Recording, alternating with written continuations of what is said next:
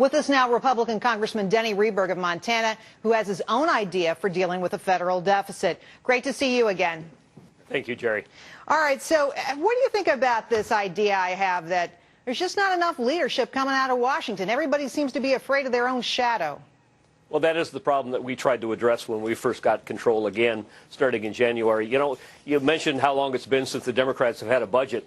Most people in America don't realize that the Obama health care plan, the stimulus, and quite a bit of the appropriations went through. There was an entire year where the House of Representatives Appropriations Committee did not even meet in executive action. You can't spend $3 trillion and leave the public out of it. It's just nuts. Well, you know, it's not just the Dems, it's the GOP, too. You know, all talk and no action. We've been talking about cutting entitlement spending, and now a lot of Republicans even saying, hey, that plan coming out of Congress to curb Medicare, we don't like it. We may not sign on. What do you make of that?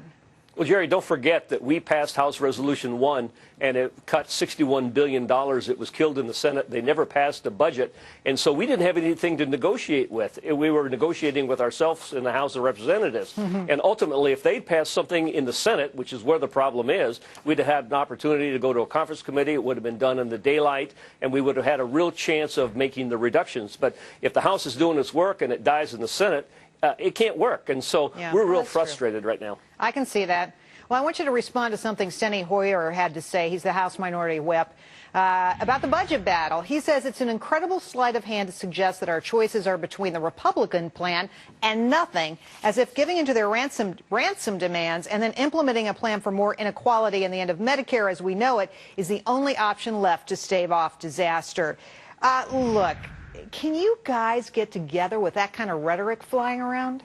Well, there he goes again. You know, I spent 4 years in the minority, and we were never given an opportunity to even have an amendment on the House floor. And that's why when we discussed the last budget, the continuing resolution for fiscal year 11, which that work wasn't done, there were over 700 amendments because we opened up the process. We put it on the Internet for a period of 72 hours. We let the public see what we were going to be talking about. And even the Democrats appreciated the opportunity to have amendments where they didn't even have that when Steny Hoyer and Speaker Pelosi were in charge.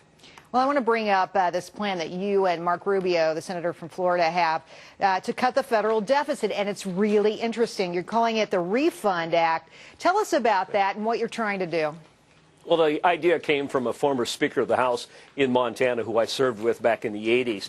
And what we noticed, and I was the chairman of an appropriations subcommittee at the state level as I am at the federal level, we noticed that there was not the same public close scrutiny by us or even the legislators on federal dollars. It was like, well, the money's just coming, we might as well spend it. The problem is, in these new times, when the state of Montana did not want to accept the money, our governor said, well, why not? It's just going to go back to Washington, and then they'll redistribute it to other states.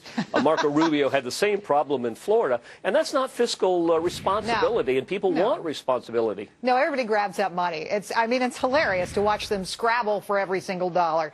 But I got to tell you, the people of the St. Petersburg Times were not so excited about this. They said, in an editorial no less, don't be fooled by U.S. Senator Marco Rubio's latest scheme to reduce the federal deficit. His Refund Act, introduced by you, Denny Rehberg, would have little impact on the deficit as it shifts power from Congress to individual governors. That's not democracy. It's governments by fiefdom. The scheme reflects the Tea Party mantra. What do you make of that? Well, I can't certainly speak to the newspaper down in the state of Florida. Well, you can respond to their comments, Denny. No, the people of America, no, I can't tell you what their motives for writing something like that are, but I can tell you the people of America get it. If Montana wanted to return $120 million and the state of Florida wanted to return over $2 billion in funds that they said they didn't need or didn't want, then it should not be redistributed to places like the state of Illinois or some of the other irresponsible states that don't balance their budget. It ought to go to debt retirement. So I think we're going to get a lot of support in the House of Representatives. Right. I think we'll have a lot of support in the Senate as well. Well, Denny Rehberg, thank you. Always great to see you. Thanks, Jerry.